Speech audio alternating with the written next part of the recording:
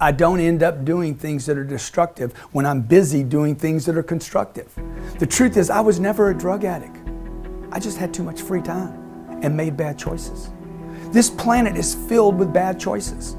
Pornography, strip joints, casinos. If you were filled up all day long with activities, if you were addicted to productivity, if you were junkied out on potential, you wouldn't have time for all the other garbage. I wouldn't spend money on stuff I don't need. When is that money spent? When do we waste most of our money on this planet?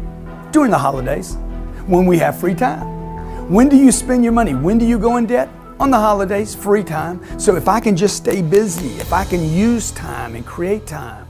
How do I create time? I have 24 hours and I'm gonna jam as much in those 24 hours as I can, and then I'll let you worry about me burning out, because that's what I'll hear next. What about burnout? When you're gonna burn out? Look, I'm 60 years old. The more I do, the more I can do, and the younger I get. The more I do, the younger I feel. The more I do, the younger my body feels.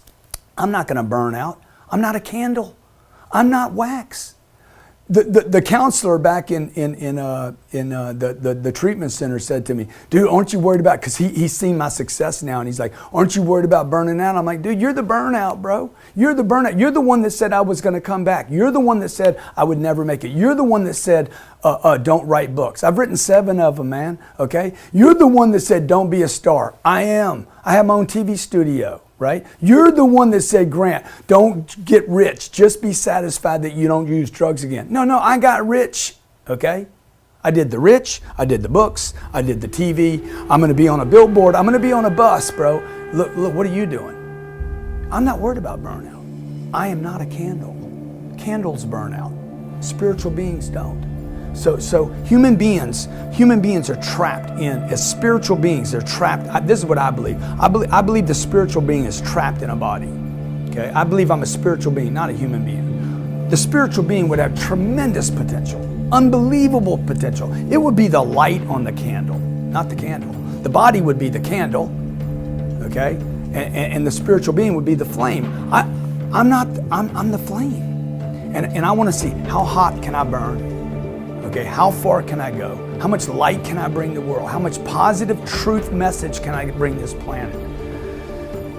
How much more can I do? And I think the problem is people are settling out with just enough.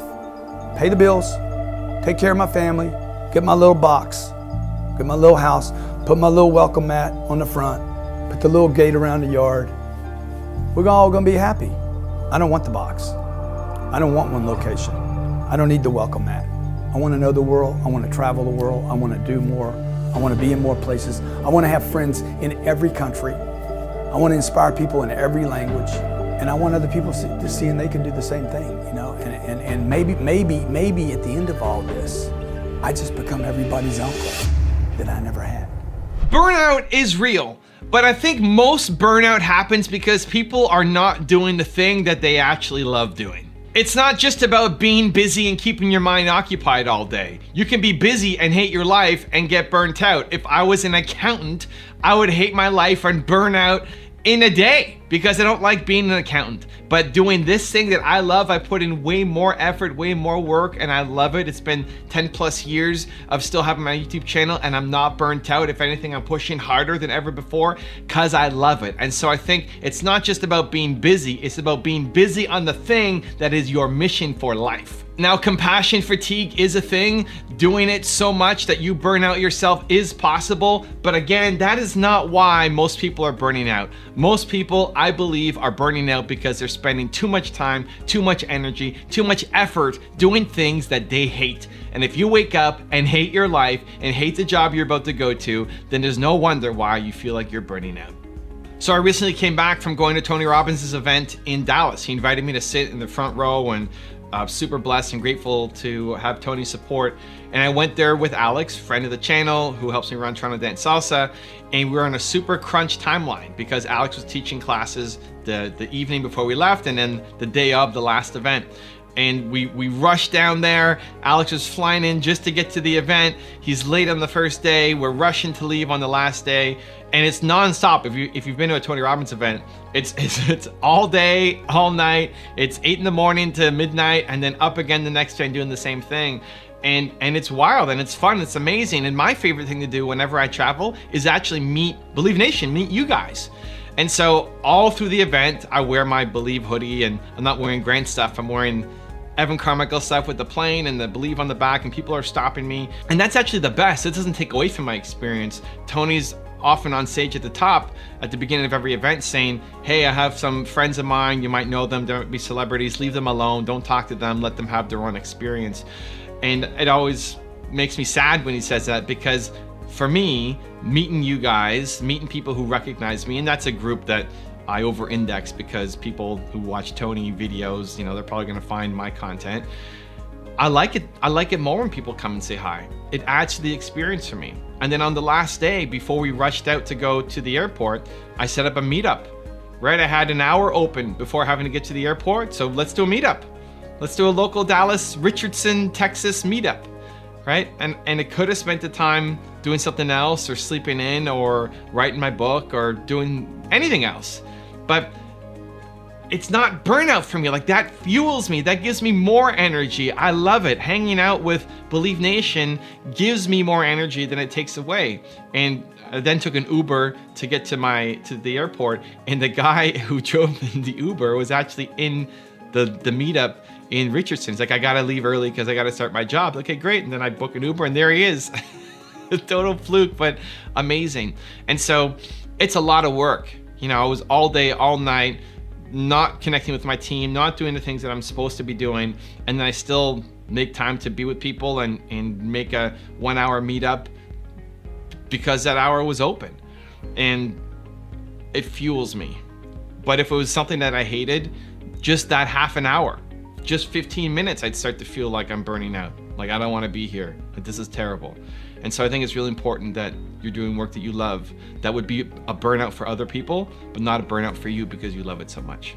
So how do you find it? How do you find the work that you love? I got a 3-step process called Who, Why, How. I'm going to talk about it in depth in my next book, but let's do a super quick analysis here to help you guys who might be struggling. Step number 1 is who. So your who is your most important core value. What is your most important core value as a human being? Mine is believe. It's the one word most important core value for me. So when you figure out what it is that you stand for as a human, you can then look at your life and see where you're falling short. If you're unhappy with life, it's because you are living incongruently with your most important core value. So someone whose core value is freedom, as an example, you can look at your life. Like, are you allowed to be free? Are you free at work? Are you free in your relationships? Are you free, in these different areas? If not, then you're not going to be happy. That's why you're not happy. Because your boss doesn't allow you to have freedom. Mine is believe. So believe has to be in everything that I touch. If there's a situation that's lacking believe, I'm not going to be happy with it. So that just gives you already an indication of who you are and starts to make sense of your life going backwards and allows you to plan it better going forward. So it's one of the most important exercises I think anybody can do. Figure out what your who is. Who, I, how. Step 2 is why. So why is your purpose? Your purpose comes from your pain. Your purpose comes from the deepest, darkest, most painful moment in your life. Whatever that was, your purpose is to help other people who are currently going through that thing. Whatever you struggled with, suffered with, endured, felt like you never want to wish that on your worst enemy, never want to go back and experience again that pain. That's what I'm talking about. You want to help other people who are currently going through that pain, because there's a lot of people who are currently going through that thing. Who you were X number of years ago, there's a lot of people who are currently like that right now. That's who you want to help for life. That'll never get old. That's your purpose for life. I want to help entrepreneurs for life. I believe in entrepreneurs for life because I struggled so much as an entrepreneur, and I want to make the path a little bit easier for everybody else. So that's your why. And your who and your why are constant. They never change. Your core values and your purpose are for life, and that's amazing. The last step is how. Who, why, how. How is your passion. How is how you got out of the pain that you're in. So you struggled with something. How did you get out of it? You may not be fully out of it. Maybe you're still on your journey out of it, but you're further ahead than you used to be.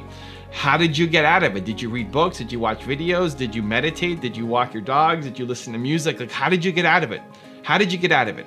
And that is a recipe that you can teach other people. How you got out of it was not some random one-off situation. You can teach other people. So I struggled a lot with my business. I felt worthless as a human. I wanted to quit. I told my partner that I quit.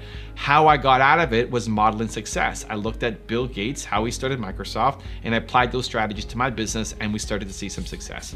20 years later, what am I doing? Still modeling success. Right? I want to learn from Grant. I want to learn from Steve. I want to learn from Kanye. I want to learn from these people. That's why I keep creating this content. How I got out of it was studying success, and now I teach other people how to study success. Right? How you actually go about doing it may change. When I first started doing it 20 years ago, it was through books. Right? Now it's through videos. And in 10 years, 20 years, it's going to be through VR and a bunch of other technologies that I'm sure are coming. But the how you got out is a teachable recipe that you can give to other people. So if you're struggling with burnout and you think it's because you don't love the work that you're doing and you know that you're destined for something greater, that you do have Michael Jordan level talent at something, but you don't know what it is and you want to figure it out, figure it out. This is the process. This is the easiest process I know of to get there. Figure out your who, your one word most important core value, figure out your why, your purpose comes from your pain, and figure out your how, which is your passion, how you got out of it, you can teach other people, and that will set you up for an amazing life with hopefully very little burnout and definitely a lot of purpose. Now I've got a really special bonus clip that I think you're gonna enjoy, but before that, question of the day, I wanna know, what is your purpose? Let me know in the comments below. And if you like this video and you're gonna take some action immediately after watching it, give me a hashtag Bilyeu down in the comments as well.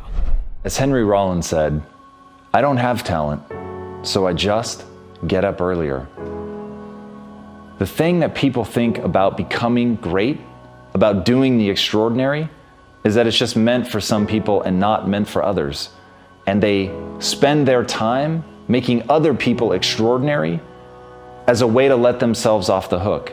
Because if somebody is just gifted, if they were blessed by God, if they were touched by an angel, and they just have something that you don't and something that you never will have, then it's fine for them to be great and you to be ordinary. But the reality is it's not how it works. But somehow the cultural narrative has become one where we celebrate natural talent. That if somebody is graced by God, that if they have something divine about them, that they're somehow better, that it's more beautiful than the scrappy person who's had to work for everything they've ever had. The guy who simply acknowledges, like Henry Rollins, that he doesn't have more talent than the next person. He's simply willing to outwork them. He's willing to set the alarm, to get up, to do whatever it takes, to find his path, to create that skill, to outwork talent, to show that by putting in that energy and that effort, there's a magnification effect that is far greater than anything that could be given to you, bestowed upon you. You have to grab it. You have to take it. You have to have a level of intensity in your life to be able to leverage it and create something amazing. And as Warren Buffett said, intensity is the price of excellence. If you want to be great, you've got to cultivate that intensity. You've got to understand it's not about what you were born with. It's not about what you were given, where you started, or even where you're going. It is entirely about what you plant at the center of your soul, how hard you're willing to go after something, how much focus you're willing to put in your life, and how often you come back to that level of intensity for who you want to be. Because if you want to be excellent, you will have to pay a price. And that price is eternal vigilance. Vigilance over how you spend your time. Vigilance over the demands you make of yourself. Vigilance over what you allow yourself to think and believe. And when you get to the point that you only allow yourself to think and believe things that move you towards your goals, that every day the actions you take are things that are designed to get you there, and that you have the intensity to follow that through, to shape yourself, to create a new version of you capable of doing something extraordinary, then your life is going to be what you want. But not until then. It's never going to be anything if you just make other people extraordinary and say, I could never do that. But the reality is you could, and you're just not. So the thing that you have to face right now is that it is within your grasp. You just have to go after it. If you want to see the one-on-one I did recently with Grant, check it out right there next to me. I think you'll love it. Continue to believe, and I'll see you there. True wealth cannot be created working. It can only be created investing. Elon Musk is completely invested. He has no cash and no houses.